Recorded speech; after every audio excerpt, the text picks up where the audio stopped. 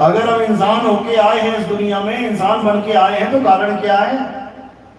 जब तक इस कारण को नहीं जानेंगे तब तक इसका निवारण नहीं होगा। तो आज इसी मूल ज्ञान को अच्छे से समझाया जाएगा ताकि हर एक जीव के ये बात समझ में आ जाए कि हमें इस दुनिया में आके करना क्या है। कोई मंदिर की तरफ भाग रहा है, कोई मस्जिद की तरफ भाग रहा है, कोई गुरुद्वारे की तरफ भाग रहा है, कोई चर्च की तरफ भाग रहा है, सब भागते ही चले जा रहे हैं। और जब तक भागते रहेंगे समझना कि ये 84 कटने वाली नहीं है, ये भागम भाग खत्म होने वाली नहीं है। हमने भागना नहीं है, हमने स्थिर हो जाना है, अचल हो जाना है। और कैसे अचल होंगे, आज के सत्संग में आपको अच्छे से समझाया जाएगा। तो आज का सत्संग शुरू करने से पहले परमात्मा के नाम पे जयकारा लगाएंगे और फिर सत्संग शुरू करेंगे।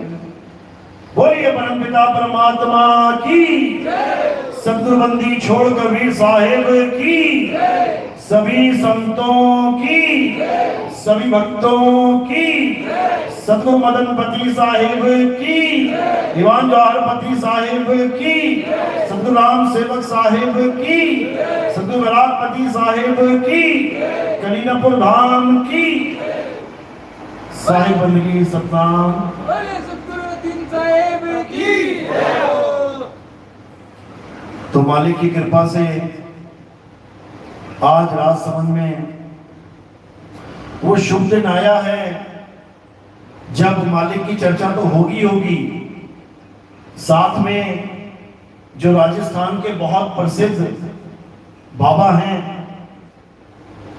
रामदेवरा बाबा, आज उनकी वाणी को भी खोला जाएगा जो उन्होंने अपने समय में 24 प्रमाण नाम का एक ग्रंथ वाणियां बोली थी। उन वाणियों में उस आने वाले समय का जिक्र था जो अब आ चुका है। उस समय का जिक्र जब कलयुग में सतयुग का आगमन होगा, ये उन्होंने तब बोली थी जब वो इस धरातल पे मनुष्य चोले में विराजमान थे और वो अपना ये ग्रंथ 24 प्रमाण बोल के चले गए। अपना काम उन्होंने कर दिया। आज उनके तीर्थ स्थान पे लाखों लोग जाते हैं, पैदल यात्रा करते हैं, इन वाणियों को गाते हुए जाते हैं। रट रखी है लोगों ने, लेकिन इस वाणी के भेद को नहीं समझ पाए कि आखिर वाणी कह क्या रही है। क्यों नहीं समझ पाए? कारण क्या है? क्योंकि कोई बताने वाला मिला ही नहीं, कोई वाणी को समझाने वाला मिला ही नहीं।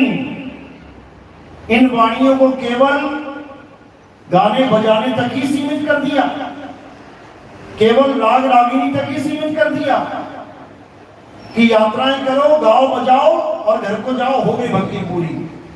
जबकि वाणी क्या समझा रही है, क्या बता रही है, आज आपको इसका पूरा खुलासा किया जाएगा, हर चीज समझ में आएगी।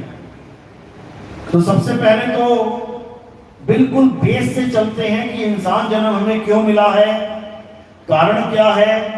सबसे पहले यहां से शुरुआत करेंगे। तो आपके सामने नाना प्रकार की योनियों में ये जीव भ्रमण कर रहे हैं। आप गलियों में देखो, आपको घर से ही स्टार्ट हो जाएगा काम। आपके घर में कितने लोग रहते हैं, आप केवल उनको गिनते हैं जो आपके माँ बाप, भाई बहन, चाचा चाची, दादा दादी। लेकिन जब आप अपने घर को गौर से देखोगे तो उसमें बहुत से जीव रहते हैं, बहुत से, जिनके नाम भी नहीं पता होंगे आपको। 10-15 छिपकलियां मिल जाएंगी, आपको नहीं पता किसका क्या नाम है। आपको मच्छर मिल जाएंगे, कॉकरोच मिल जाएंगे, चींटियां मिल जाएंगी, आपको और भी सारे जीव मिलेंगे। किसी घर में छोटे छोटे बिच्छू मिल जाते हैं, सांप के बच्चे, सपोलिए मिल जाते हैं, रह रहे हैं वहां पे। आपको पता था कि नहीं कि मेरे घर में कौन कौन रह रहा है? तो ये जीव कौन है? ये आप ही के भाई बहन हैं, यानी उसी परमात्मा के बच्चे हैं, क्योंकि एक परमात्मा और उसी के बच्चे सारे जीव। तो क्या रिश्ता हुआ आपस में? यही रिश्ता हुआ। अब उन्हें कॉकरोच क्यों बना दिया, उन्हें मक्खी मच्छर क्यों बना दिया, उन्हें छिपकली क्यों बना दिया, तुम्हें इंसान क्यों बनाया है? बस ये समझना है। ऐसा नहीं है कि वो हमेशा कॉकरोच मच्छर ही थे, उन्हें भी इंसान जन्म मिला था, लेकिन उन्होंने ये इंसान जन्म बर्बाद कर दिया। कैसे बर्बाद किया? सत्य को ना खोज कर आए, दुनिया में जन्म लिया, खाया पिया, स्कूल गए, बड़े हो गए, नौकरी करी, शादी करी, बच्चे किए, दादा दादी बन गए, उसके बाद चले गए। अगर कोई ये जीवन जी रहा है तो समझ लो कि वापसी 84 की टिकट कटने वाली है उसकी, समझ लो। लेकिन बहुत से ऐसे जीव हैं जो इंसान चोले में आए, उन्होंने खोज करी, गुरुओं की खोज करी, संतों की खोज करी, उसके बाद भक्ति करी, और भक्ति करने के बाद मुक्ति को प्राप्त हो गए। वो नहीं आए बढ़ के कि कोई कहे कि वो कुत्ता बिल्ली हाथी घोड़ा बन के घूम रहे होंगे वो संत महात्मा, एक भी ना आया वापस। ये लोग कहां चले गए? ये मुक्त हो गए, जहां से आए थे ये वहां चले गए। अब इनको 84 का खेल नहीं खेलना पड़ेगा। कारण क्या है? इन्होंने सत्य को परख लिया, सत्य को खोज लिया और सत्य में लीन हो गए, और बाकी सब वापस 84 में आ गए। समझो, 12वीं क्लास का बच्चा अगर पास हो जाता है, दोबारा तुम्हें 12वीं क्लास में दिखेगा नहीं। 10वीं क्लास का बच्चा 10वीं पास हो गया, दोबारा 10वीं में नहीं दिखेगा। इसी प्रकार जो इस इंसान जन्म में पास हो जाते हैं, यानी इंसान जन्म जो मिला है जिस कारण से, वो कारण अगर पूरा कर लिया, उस उद्देश्य को पूरा कर लिया, तो वापस नहीं आता ये जीव, ये मुक्त हो जाता है, और बाकी सब वापस आ जाते हैं। तो सबसे पहले तो हमने ये जानना है कि हमारे इंसान जन्म का मकसद क्या है। कई लोग कहते हैं कि क्यों जन्म मिला है? अरे खाने पीने के लिए मिला है, खाओ पियो ऐश करो मर जाओ। किसने देखा जन्म, किसने देखा मरण? और रोज देख रहा है, रोज देख रहा है, कोई ना कोई पैदा हो रहा है, कोई ना कोई मर रहा है, फिर भी समझ में नहीं आ रही। अब कोई कहता है कि इस दुनिया में क्यों आए हो? अरे इस दुनिया में हम वंश बढ़ाने के लिए आए हैं, जबकि उसे खुद नहीं पता कि उसका वंश कौन सा है, कौन सा वंश चला रहा है। वो ज्यादा से ज्यादा पिता का नाम, दादा का नाम, परदादा का नाम, लकड़ दादा का नाम, अकड़ दादा, बस खत्म कहानी। ज्यादा से ज्यादा कोई होगा हरिद्वार में 15-20 नाम लिख के लेके आ गया होगा, इससे ज्यादा किसी को नहीं पता कि किसका वंश चल रहा है। ये भी नहीं जानते अपने मूल उद्देश्य को। इसके बाद कोई मिलेगा, वो क्या कहेगा? अरे इस दुनिया में आए हो, ये बाबा की पूजा कर लो, वो बाबा की पूजा कर लो, ये देवी देवता मना लो, वो कर लो, वो कर लो, और चले जाओ, मर जाओ। इससे भी कल्याण होने वाला नहीं है। ये काम भी करने नहीं आए हम कि पूजा पाठ करने के लिए आए हैं। क्या करने के लिए आए हैं? अच्छे से समझ लो, इस दुनिया में हम आए हैं सत्य नाम को प्राप्त करने के लिए आए हैं कि आखिर सतनाम क्या है। जब तक तुम्हें सतनाम नहीं पता लग गया, सतनाम का मतलब है सच्चा नाम, यानी हमारे जीवन का एक ही उद्देश्य है कि हमें सच्चा नाम मिल जाए। अब वो सच्चा नाम कहां से मिलेगा? किसी मंदिर में पड़ा है सच्चा नाम, किसी मस्जिद में है सच्चा नाम, किसी गुरुद्वारे में मिलेगा सच्चा नाम, या किसी चर्च में मिलेगा सच्चा नाम? कहीं नहीं मिलेगा। कहां मिलेगा? केवल और केवल सतगुरु के पास मिलेगा। सतगुरु के पास सच्चा नाम मिलेगा। और जो गुरु धारण नहीं करेगा वो 84 में चला जाएगा, उसको कभी मुक्ति नहीं हो सकती। तो मेन उद्देश्य हमारा है कि हमें सतनाम मिल जाए, सतनाम की प्राप्ति हो जाए। उसके अलावा जितने भी तुम्हारे रिश्ते हैं, तुम्हारे नाते हैं, कोई किसी का बच्चा बन के आया है तो अपने माँ बाप की सेवा करो, ये हमारा धर्म है। अगर कोई भाई बहन बन के आया है तो भाई और बहन का धर्म निभाओ।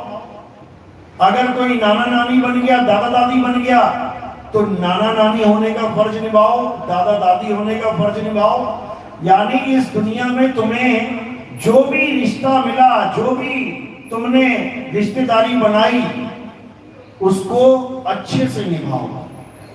बेटा बन के आए हो, बेटे का फर्ज निभाओ, माँ बाप की सेवा करो। और माँ बाप बन गए हो तो फिर माँ बाप का फर्ज निभाओ, बेटे की सेवा करो, करनी पड़ेगी। बेटे की सेवा करते हैं सब। बच्चा पैदा होता है, कौन उसको दूध पिला रहा है, कौन उसका लेटरिन बाथरूम साफ कर रहा है? ये फर्ज है माँ का, ये पिता का फर्ज है। तो अपने सारे फर्ज निभाओ, लेकिन कोई इस गलतफहमी में मत रह जाना कि केवल माता पिता की सेवा कर लोगे तो तुम्हारी मुक्ति हो जाएगी। क्योंकि बहुत से लोग ये भी बोल देते हैं कि असली भगवान तो माता और पिता हैं, उनकी सेवा कर लो, तुम्हें किसी गुरु की जरूरत नहीं है, तुम्हें किसी मंदिर की जरूरत नहीं है, तुम्हें कुछ करने की जरूरत नहीं है, तुम्हारी मुक्ति हो जाएगी। नहीं होगी। वाणी कहती है कबीर साहब की, अरे मात पिता मिल जाएंगे 184 माही, गुरु भक्ति और भजन बंदगी ये फिर मिलेगी नहीं। यानी माता पिता मिल जाएंगे 184 माही। तुम गाय बन गए, बैल बन गए, कुत्ता बिल्ली हाथी घोड़ा बन गए, तो माता पिता तो तुम्हें वहां भी मिल जाएंगे, लेकिन कब मुक्ति हो जाएगी? नहीं हो सकती। माता पिता की सेवा से तुम्हारे कर्म अच्छे हो जाएंगे, तुम्हें आशीर्वाद मिलेगा, तुम्हें संस्कार मिलेंगे, लेकिन मुक्ति बिना सतनाम के नहीं हो सकती। अभी बताऊंगा मैं सतनाम में और असत नाम में फर्क क्या है जब बाबा जी की वाणी खुलेगी। लेकिन अभी समझ लो शॉर्ट में कि सतनाम के बिना किसी की मुक्ति नहीं होगी। तो हमारे जीवन का पहला लक्ष्य क्या है? सतनाम प्राप्त करना। उसके बाद माँ बाप की सेवा करो, घर वालों का देखरेख करो, बुजुर्गों को देखो, उनको खाना पीना रहना, उनकी सब जो भी उनको चाहिए वो करो, समझ लो। और ये भी बहुत जगह बोलने में आ जाता है कि ये जो कबीरपंथी हैं ये सब रामपाल जी के शिष्य हैं, ऐसा भी सुनने में आता है। क्योंकि मुझे ये भी बताया गया कि इस चीज को भी क्लियर कर देना कि हमारा कोई संबंध रामपाल जी के पंथ से नहीं है। कबीर साहब की फोटो लेके अगर कोई पर्चा बांट रहा है तो इसका मतलब ये नहीं कि वो रामपाल जी का ही चेला है, ऐसा नहीं है।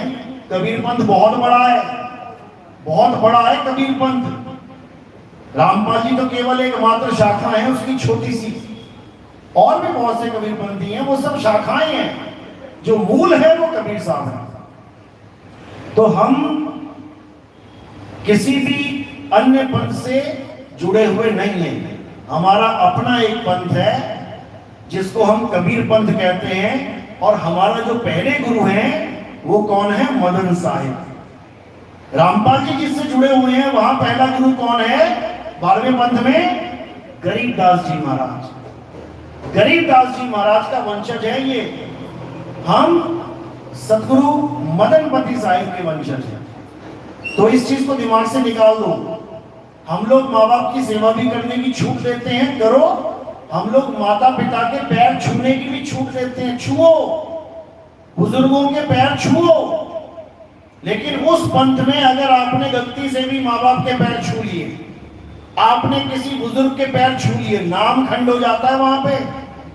तुम्हें दौड़ लग जाएगी, तुम्हें नामदान सेंटर की, और वहां जाके क्या बोलोगे? गलती से मैंने माता पिता के पैर छू लिए, गुरुजी मेरा नाम खंड हो गया। बताओ, अरे ऐसा कैसा नाम है जो माँ बाप के पैर छूने से खंड हो जाए? लानत है ऐसे नाम पे।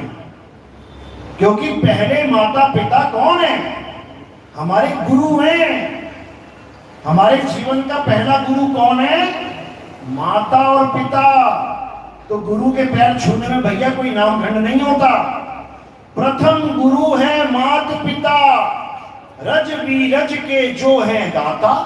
बताओ, जो हमें पैदा कर रहा है हम उसी के पैर ना छुएं, जिसकी वजह से ये काया मिल रही है, मनुष्य चोला मिल रहा, उसी के पैर ना छुएं। ऐसा कोई नियम नहीं है भाई हमारा। तो हमारे पंथ को, हमारे भक्तों को रामपाल जी से जोड़ के देखना बंद कर दिया जाए, ये बहुत जरूरी है। क्योंकि ज्ञान में भी फर्क है और पंथ में भी फर्क है। वो गरीबदास पंथी हैं, हम मदन साहब के पंथ से हैं, समझो। तो ये बहुत जरूरी है। और बाकी जो बाबा रामदेव जी की वाणी है जिसमें सतनाम का प्रमाण है, वो आपको समझा देते हैं। क्योंकि बाबा रामदेव जो बात बता के गए हैं, और राजस्थान में बहुत बड़ा इनका प्रचार है, तो भक्तों को पता लगना चाहिए कि आखिर वो बता के क्या गए हैं। जब तक वाणी को समझेंगे नहीं, तब तक वो जान ही नहीं सकते कि बाबा रामदेव ने कितने बड़े रहस्य खोल रखे हैं वाणी में।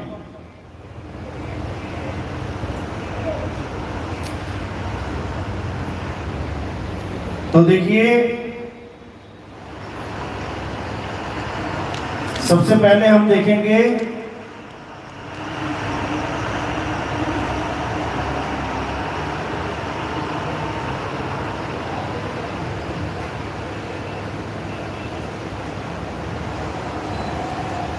योग प्रमाण। इसमें क्या लिखा उन्होंने? प्रमाण पूगा जगे पाया, आप में ही आप दिखाया, नेति नेति निगम गाया, ध्याया सदर दीवान हो। कह रहे हैं कि जो असली ज्ञान होगा वो क्या होगा? वो किसी मंदिर में जाना, मस्जिद में जाना, गुरुद्वारे में जाना नहीं। कहते हैं असली ज्ञान वो है जो आप में ही आप दिखाया, यानी तुम्हारा परमात्मा तुम में ही दिखा दे जो गुरु, वो पूर्ण ज्ञान है। यही कबीर साहब समझा रहे हैं। ज्यों तिल माही तेल है और ज्यों चकमक में आग, तेरा साईं तुझ में है और जाग सके तो जाग। कह रहे हैं ऐसे गुरु की शरण में मत चले जाना जो तुम्हें कहे कि परमात्मा कहाँ रहता है, स्वर्ग में रहता है, महास्वर्ग में रहता है, शिवलोक में रहता है, गोलोक में रहता है, ब्रह्मलोक में रहता है, या सतलोक में रहता है, अलख लोक में रहता है, अदम लोक में रहता है, अनामी लोक में रहता है। ये तुम्हें परमात्मा से नहीं मिला सकते। परमात्मा कहाँ रहता है? परमात्मा तुम्हारी आत्मा में रहता है। यानी ऐसे गुरु की शरण में जाना है जो तुम्हारे अंदर ही तुम्हें तुम्हारा परमात्मा दिखा दे, आत्मा में ही परमात्मा का वास करवा दे।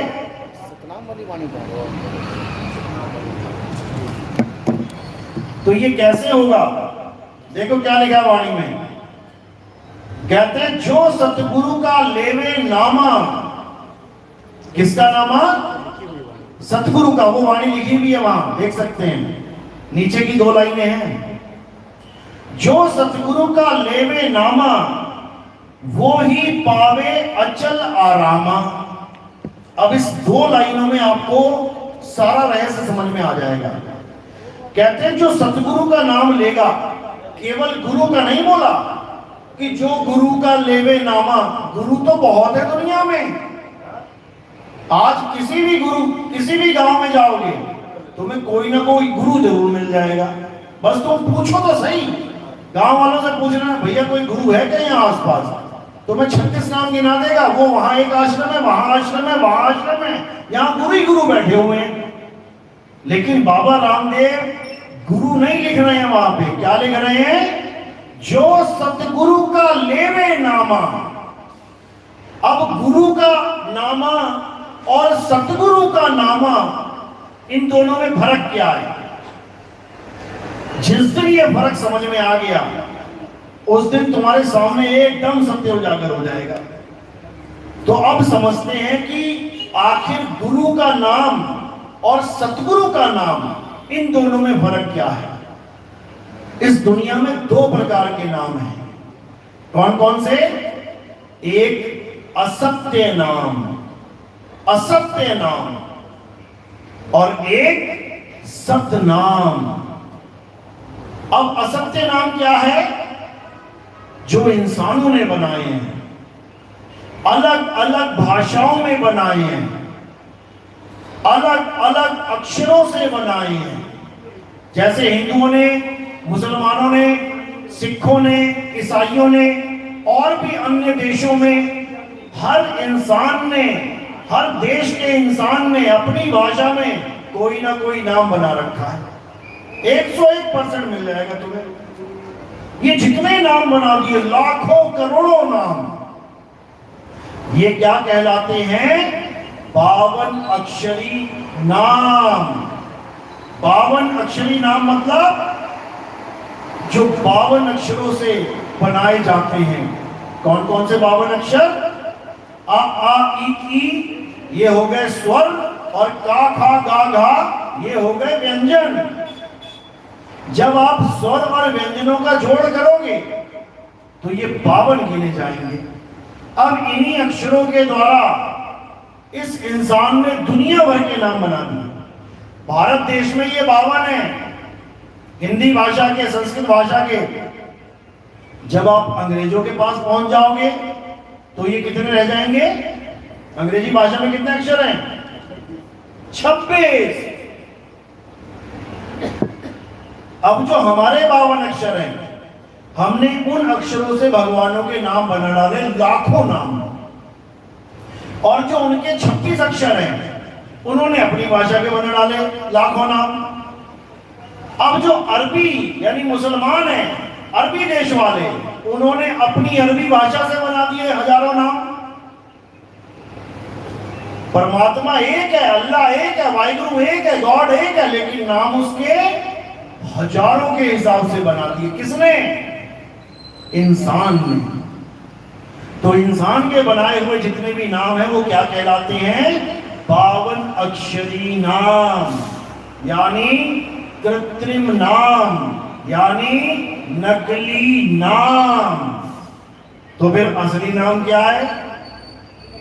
इस असली नाम किसे कहते हैं? असली नाम उसे कहते हैं जो बनाया और बिगाड़ा नहीं जा सकता, उसको कहते हैं सतनाम। वो बनने बिगड़ने में नहीं आता, वो लिखने पढ़ने में नहीं आता। दुनिया का कोई भी नाम लिख लो तुम, उसके बाद रबड़ से उसको मिटा सकते हो। ये नकली नाम की निशानी है, कुछ भी लिख दो। और जो असली नाम, जिसको सतनाम कहते हैं, वो ना तो लिखने में आता है, ना पढ़ने में आता है, और ना सुनने में आता है। उसको सतनाम कहते हैं। अब उस सतनाम की महिमा गाई जा रही है। देखो आगे क्या कहते हैं? जो सतगुरु का लेवे नामा, यानी 52 अक्षरी नाम की बात नहीं चल रही यहां पे कि हिंदू ने कोई और नाम जप लिया, मुसलमान ने कोई और लिख लिया, सिखों ने कुछ और कर लिया, ईसाइयों ने कुछ और लिख लिया, उसके बाद लड़ रहे हैं आपस में। ये वाला नाम सच्चा है, ये नाम सच्चा है, ये ना। आज एक ही धर्म के अलग अलग गुरु लड़ रहे हैं। हिंदू धर्म के गुरुओं की लड़ाइयां देखो, मुसलमान वाले लड़ रहे हैं आपस में, दो काजी लड़ रहे हैं। क्या किया जाए? इन्हीं नामों के पीछे समझो। तो कह रहे हैं जो सतगुरु का लेवे नामा, वो ही पावे अचल आरामा। अब अचल, अभी थोड़ी देर पहले मैंने क्या बोला था? जब तक तुम भाग रहे हो, कोई मंदिर की तरफ भाग रहा है, कोई मस्जिद की तरफ भाग रहा है, कोई गुरुद्वारे की तरफ भाग रहा है, कोई चर्च की तरफ भाग रहा है, ये सब चल अवस्था में है। चलते जा रहे हैं, चलते जा रहे हैं। मंदिर मस्जिद से भी पेट नहीं भर रहा किसी का। फिर क्या कर रहे हैं? फिर तीर्थ में जाएंगे, हरिद्वार जाएंगे, पैदल जाएंगे। हरिद्वार तक भी पेट नहीं भरा किसी का। अब कहां जा रहे हैं? अब हम पहाड़ पे जाएंगे। उसके बाद वहां पर आएगी सुनामी, वहां पर आएगा जलजला और लाशें गिरेंगी वहां से। बताओ, घर बैठे अच्छे थे यार। अरे घर में भी तो मंदिर है, रोज वहां पर भी तो पूरे सच्चे मन से पूजा कर रहे हो, तो वहां जाने की क्या जरूरत थी? घर वाले परेशान, बच्चा मर गया, जवान इकलौता लड़का मर गया, यात्रा में ट्रक चढ़ गया, गिर गया, कुछ भगदड़ में मर गया, बताओ किसको सुख मिल रहा है? अरे उस जमाने में लिखा गया था कि सावन में ये यात्रा कर लो, वो यात्रा कर लो। उस वक्त आबादी देखो कितनी थी, जब ये ग्रंथ लिखे गए कितनी आबादी थी? 2-4-5 लाख बंदा होगा मुश्किल से। और आज कितने? 140 करोड़। बताओ आज सावन में 140 करोड़ भाग रहे तो मरेंगे वहां पे। उस समय कोई इक्का दुक्का यात्रा करता था, आज बसें की बसें भर के जा रहे हैं यात्राएं करते। तो समय बदल गया भाई, उसके हिसाब से इंतजाम भी होना चाहिए। और ये नहीं है कि भगवान केवल सावन में खुश हो रहा है, भगवान श्रद्धा मांगता है, तुम कभी भी उसको याद करो। तो क्या कह रहे हैं? जो सतगुरु का लेवे नामा वो ही पावे अचल आरामा। यानी जो सतगुरु की शरण में आ जाता है उसको आत्मा का भेद समझ में आ जाता है। उसके बाद वो अपने घर में बैठ के ही आत्मा का ज्ञान, आत्मा का ध्यान करता है और अचल आरामा, वो अचल हो जाता है। फिर उसको कहीं जाने की जरूरत नहीं, उसको किसी लोक की भी जरूरत नहीं पड़ती कि मैं किसी सतलोक को जाऊंगा, मैं किसी अलग लोक, अगम लोक, ब्रह्म लोक को जाऊंगा। सारे लोग फीके पड़ जाते हैं उस एक आत्म ज्ञानी के आगे।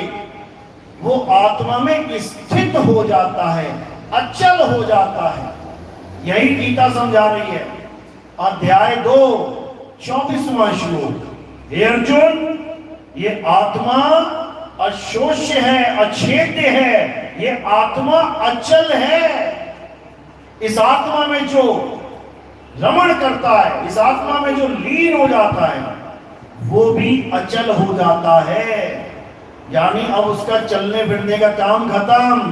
अब उसको केवल और केवल आत्मा में स्थित होना है। आत्मा ही अचल है, उसके अलावा सब चल रहे हैं। तो वाणी क्या कह रही है? जो सतगुरु का लेवे नामा वो ही पावे अचल आरामा। सब ही सत्य नाम से तरिया। केवल नाम से नहीं कि कोई भी नाम जप लो। ये बाबा कहता है कि अल्लाह अल्लाह जप लो, पार हो जाओगे। वो बाबा कहता है वाहिगुरु वाहिगुरु जप लो, पार हो जाओगे। ये बाबा कहता है ओम ओम जप लो, पार हो जाओगे। वो बाबा कहता है राधे राधे जप लो, पार हो जाओगे। सब अपने अपने नाम लेके बैठे हुए हैं। और ये नाम कैसे बने हैं? 52 अक्षरों से, गा खा गा गा से। अगर या रा ला वा शा लाइन ना होती तो राम का रा कहां से लाते? पा फा बा भा मा लाइन ना होती तो राम का मां कहां से आता? यानी पहले अक्षर बने हैं, उसके बाद अक्षरों को जोड़ तोड़ के भगवानों के नाम रख दिए गए।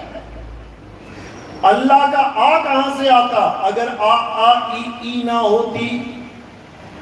वाहिगुरु का वाह हा गा रा कहां से आता? अगर ये 52 अक्षर ना होते। यानी सारे धर्मों के लोग सोच रहे हैं कि हम अलग अलग नाम जप रहे हैं, लेकिन असल में वो 52 अक्षर ही जप रहे हैं। किसी को भी पकड़ लो, ये सब 52 के ही नाम हैं। अब इसी 52 को खत्म करके किसको पकड़ना है? सत्य नाम को पकड़ना है। अब ये सतनाम वो नहीं है कि तुम इन नामों को छोड़ के ये जपने लग जाओ, सतनाम सतनाम सतनाम। आज 90% कबीरपंथी यही जप रहे हैं, क्योंकि कबीर साहब ने सतनाम की महिमा गाई है। सतगुरु सोई सतनाम बतावे, बाकी गुरु कोई काम ना आवे। तो इन्होंने सोचा, कबीर साहब कह रहे हैं कि सच्चा गुरु वो होता है जो सतनाम जपवाता है। अरे जपवाता नहीं है, छुड़वाता है। अगर तुम सतनाम सतनाम जप रहे हो तो तुम 52 अक्षर ही जप रहे हो। अगर ये 52 अक्षर ना हो, या रा ला वा शा सा ये लाइन ना हो, तो बताओ सतनाम का सा कहां से आएगा? अगर ता था दा धा ना ये लाइन ना हो तो बताओ सतनाम का ता कहां से आएगा, ना कहां से आएगा? पा फा बा भा मा ना हो तो सतनाम का मा कहां से आएगा? यानी तुम चाहे राम राम जप लो, चाहे ओम ओम जप लो, चाहे वाहिगुरु वाहिगुरु जप लो, चाहे अल्लाह अल्लाह जप लो, चाहे सतनाम सतनाम जप लो, एक ही बात है। क्योंकि सारे 52 अक्षरी नाम हैं, इंसानों के द्वारा बनाए गए हैं। लेकिन बाबा रामदेव जी कह रहे हैं कि सब ही सत्य नाम से तरिया, कि ये सारी दुनिया केवल हिंदू नहीं, या केवल बाबा रामदेव के भगत नहीं, या केवल कबीरपंथी नहीं, सारी दुनिया सब ही सत्य नाम से तरिया। ये सब कैसे तरेंगे? सतनाम से। अब हिंदू तो चलो मान भी ले, हाँ ठीक है, हम सतनाम सतनाम जप लेंगे। मुसलमान तो कभी ना जपे सतनाम। सिख मान भी ले कि हाँ हमारी वाणी में आता है सतनाम वाहिगुरु सतनाम वाहिगुरु, हम सतनाम सतनाम जप लेंगे। ईसाई कभी ना जपे सतनाम। झगड़ा सतनाम में भी हो जाएगा, लेकिन कब? जब तुम सतनाम को 52 अक्षर मान बैठो, जपने वाला सामान मान लोगे। सतनाम कोई जपने वाली चीज है ही नहीं। तो सतनाम क्या है? कबीर साहब समझा रहे हैं, अरे सत्य नाम कोई नाम नहीं कि ये जपने बैठ जाओ तुम। सत्य नाम कोई नाम नहीं, ये है आपन रूप। और जो जाने इस भेद को पावे आप स्वरूप। जो इस भेद को जान लेगा कि सतनाम क्या है, वो अपने स्वरूप को प्राप्त कर लेगा। अपना स्वरूप यानी आपे में ही आप दिखावे, तुम्हें तुम्हारा ही स्वरूप दिखा दे, तुम्हें तुम्हारा ही स्वरूप ज्ञान करवा दे, वही सतगुरु है, वही सतगुरु है। तो कह रहे हैं सब ही सत्य नाम से तरिया, नुगरा नाम बिना ही मरिया। बिल्कुल क्लियर कर दिया कि जितने भी लोग हैं वो केवल सत्य नाम से तरेंगे और बाकी निगुरे। निगुरा कौन? जिसने कभी कोई गुरु धारण नहीं किया, उसको निगुरा कहते हैं। जो निगुरा होगा वो पक्का मरेगा। मरने का मतलब ये नहीं कि वो मरेगा और सतनाम वाला नहीं मरेगा, कि उसको गोली मार दोगे वो मर जाएगा, सतनाम वाले को गोली मारोगे वो नहीं मरेगा। मरने का मतलब ये नहीं है। मरने का मतलब समझ लो, जो निगुरा मरेगा वो बार बार मरेगा, और जो सतनाम वाला गुरुमुख मरेगा वो केवल एक बार मरेगा। और मरेगा भी दुनिया की नजरों में, अपनी नजरों में और गुरु की नजरों में वो कभी नहीं मरेगा। क्यों? क्योंकि मरने वाली चीज शरीर है, आत्मा नहीं। और सतगुरु की शरण में आके जब सतनाम का ज्ञान मिल जाएगा तो उसे आत्म ज्ञान हो जाएगा। वो आत्म ज्ञान को प्राप्त कर लेगा और वो काया रहेगा ही नहीं, वो आत्मा ही हो जाएगा। यानी अपने स्वरूप को प्राप्त कर लेगा। और एक बार स्वरूप मिल गया तो फिर वो कभी मर नहीं सकता। काया भले टूक टूक हो जाए, काया भले कट जाए, सड़ जाए, गल जाए, लेकिन आत्मा का कुछ नहीं बिगड़ने वाला। तो सतगुरु क्या करता है? सतगुरु सतनाम का भेद बताता है। सब ही सत्य नाम से तरिया, निगुरा नाम बिना ही मरिया। तो उसको आत्म ज्ञान हो जाएगा जो सत्य नाम का भेद सतगुरु से प्राप्त कर लेगा। यही कबीर साहब समझा रहे हैं।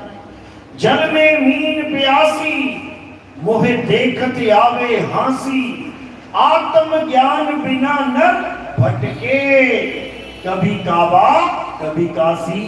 काबा और काशी में क्या कर रहे हैं? हम चल रहे हैं। तो जब तक हम चल रहे हैं तब तक हम अचल नहीं हो सकते।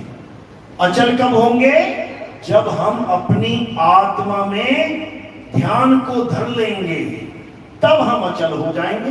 गरीबदास जी महाराज समझा रहे हैं, कह रहे सतगुरु के लक्षण कहूं अचल विहंगम चाल, हम अमरापुर ले गए ज्ञान शब्द सरघाल। कहते हैं सतगुरु के लक्षण कहूं, मैं तुम्हें सतगुरु के लक्षण बता रहा हूं, क्या है? अचल विहंगम चाल, यानी हमें ऐसा गुरु मिल जाए जो हमें अचल कर दे। विहंगम चाल यानी डायरेक्ट भक्ति बता दे, सीधे आत्मा को कैसे ध्याना है। कोई नाम वाम जपाने का चक्कर न डाल दे कि बेटा ये नाम जप लो, बेटा वो नाम जप लो, इसको जपते रहो सारी उम्र। जो नाम जपने के लिए गुरु दे दे और ये कह दे बेटा सारी उम्र जप लेना, उसने तुम्हें अटका दिया 52 अक्षरों में। अब वो सतनाम का भेदी गुरु नहीं है, वो तुम्हें 52 अक्षर का नाम पकड़ा के बैठ गया। तो कबीर साहब समझा रहे हैं, जो नर पड़े 52 के फेरा, सो नर जानो काल के चेहरा। वो काल का ही दूत है जो तुम्हें 52 अक्षर देके उसी के सहारे छोड़ दे। जैसे किसी जंगल को पार करके जाना है तुमने, जंगल में खतरनाक शेर है, जंगल में इतना खतरनाक शेर है कि किसी को नहीं छोड़ता। अब तुम्हें एक ऐसा गुरु मिल गया जो तुम्हें शेर से बचने का उपाय क्या बता रहा है कि बेटा बंदूक से शेर को डराया जा सकता है, भगाया जा सकता है, मारा भी जा सकता है। ज्ञान तो बिल्कुल सही है, बंदूक से सब कुछ कर सकते हैं, लेकिन उसने उस चेले के कान में बोल दिया बंदूक, और क्या बोला? इसको रटता चला जा, इस बंदूक नाम को रटता चला जा और शेर तेरा कुछ नहीं बिगाड़ पाएगा। अब वो रट रहा है बंदूक बंदूक बंदूक बंदूक करता करता जंगल में घुस गया। अब सामने आ गया शेर, अब क्या बनेगा उसका? शेर ही बनाएगा जो बनाएगा, उसकी बंदूक तो चलने से रही।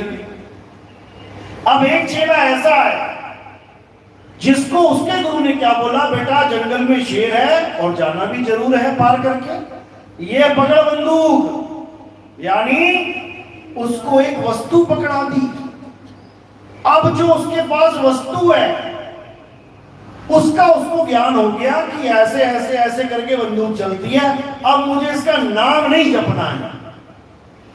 एक बार भी नाम नहीं जपा उसने, बिना नाम जपे पूरा जंगल पार कर रहा है, और रास्ते में शेर आया तो गोली मार के भगा दिया, मार दिया। अब ये दोनों गुरु के दोनों चेले शुरू में यही सोच के गए हैं कि मेरा गुरु तो पूरा है।